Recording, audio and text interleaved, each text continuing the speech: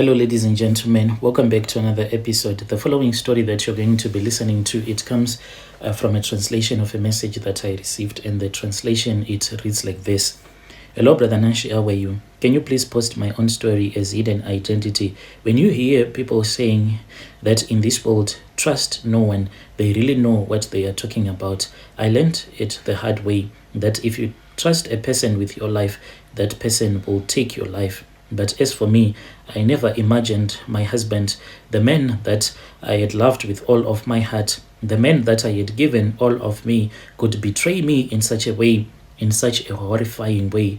When I married him, I believed that we were going to grow old together, that we were going to face whatever challenge, we were going to face it together as a team. But I was so wrong, very wrong. So it all began a few months ago when my husband suggested that we should take an emergency trip back home to Zim. We had been living and working in South Africa, and for 2 years we had failed to return back home. So he said that we were supposed to return back home, and I was excited because he had mentioned us visiting some of his rich relatives. My husband, he came from a very big family. They got separated. At that time, I did not know that there were some divisions in the family. So what had happened was that the others, they had chosen to be Christians, and the others, they had chosen not to be Christians. So they started fighting against each other. So my father-in-law, his father, he was a Christian. So I just knew that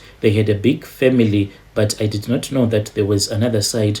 There was some ongoing fights that were happening in the family. Little did I know that my husband, he had started to associate himself with those rich relatives of his, those ones that were heavily involved into rituals and traditional stuff. So he did not reveal this to me.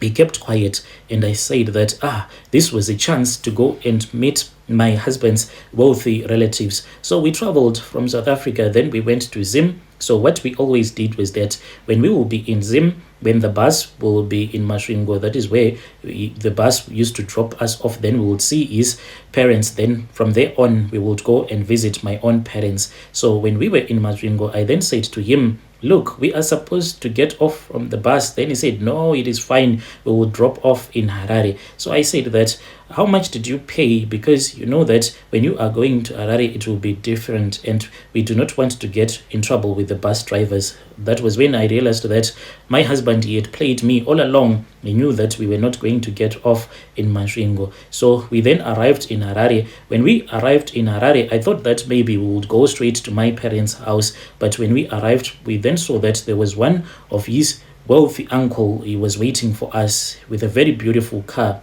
He picked us up. We then went to Borodol. When we arrived there, I saw that the uncle was someone who had a lot of money, and I forgot about my in-laws that were in the village, because my husband, he was like, look at you now, look at this place, it is a nice place, we have everything here, electricity, no need for you to go and look for firewood. Rather than being at my parents' house in the village, we need to be here. So on the second night, everything changed. My husband woke me up in the middle of the night, and he said that he wanted to show me something that was very special.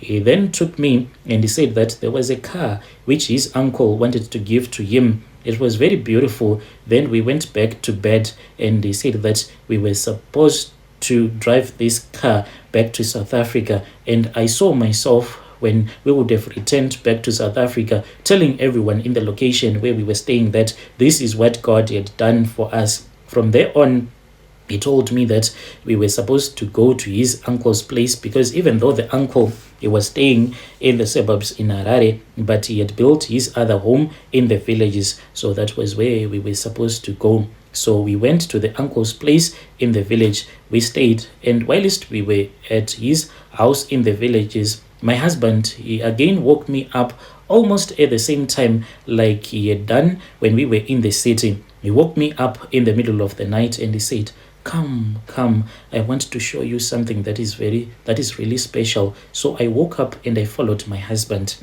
We then went out, and it was really dark. You know, in the villages, it gets really dark, no electricity, no what. Then he kept on walking and walking until we had arrived at this other house, and he entered into the compound of that house. Then the dogs started barking. When we went into that compound, I was really scared. Then there was someone who was in the mud kitchen who opened the door for us, and I was relieved because the dogs, they wanted to bite us. We went inside. That was when I saw that his uncle, he was there, and another man entered, and there was another man who seemed like he was from Malawi. He looked like a traditional healer, and then my heart started to beat like really fast. I turned to my husband, but when I looked at him, his face, he did not even show any compassion towards me. It was like he did not even know me. Before I could react, one of the men grabbed me, forcing me to the ground. They tied my hands and my feet. I struggled, screaming for my husband to help me, but he just stood there.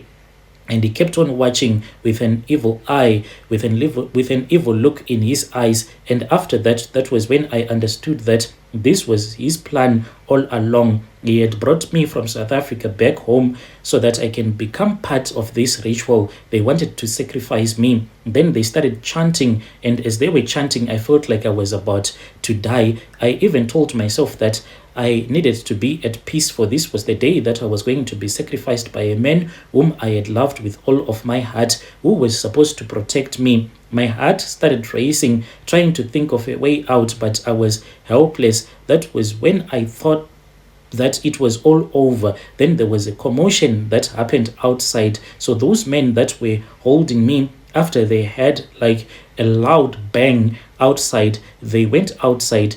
I took that opportunity and I broke free, because those ropes that they had tied me with, they were really not that tight. It was just there so that I could not move a lot. I ran, Brother Nashi. I ran straight into the maize fields without even looking back. I don't know for how long I ran. I then found my way in another village. When I was in that village, that was when I met another man. It was early in the morning, around 6 a.m. when I met that man. So I then told the man what had happened. I then went with that man, and the man then told me that his son was there. And then I spoke with the son, who was a police officer but working in the CID department. And after that, that was when that man told me that he wanted to go with me to the place where everything had happened. But I really do not know what kind of charms they used on me, because I could not even recognize my father-in-law's house, yet I had spent some days being at that house. So we then returned back to Harare. When people have money, they can do anything, because they then bribed the police. And as for my husband, he is the one, I think, whom they chose to sacrifice, because he was arrested for trying to sacrifice me, for trying to murder me. So I had that witness who was the police officer, and he was the one who helped me, because this family, my husband's family, they tried to bribe even the judge. And after my husband had been arrested, that was when I managed to return back to South Africa. I am still broken and traumatized.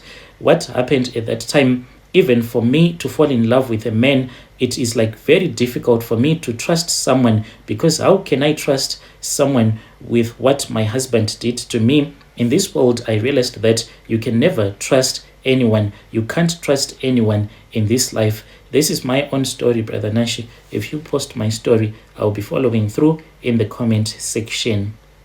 Dear listeners, right, there was a message that was sent to me by one of our dear sisters. So that was the translation of the message that she sent to me. Strange things indeed, they do happen in this world.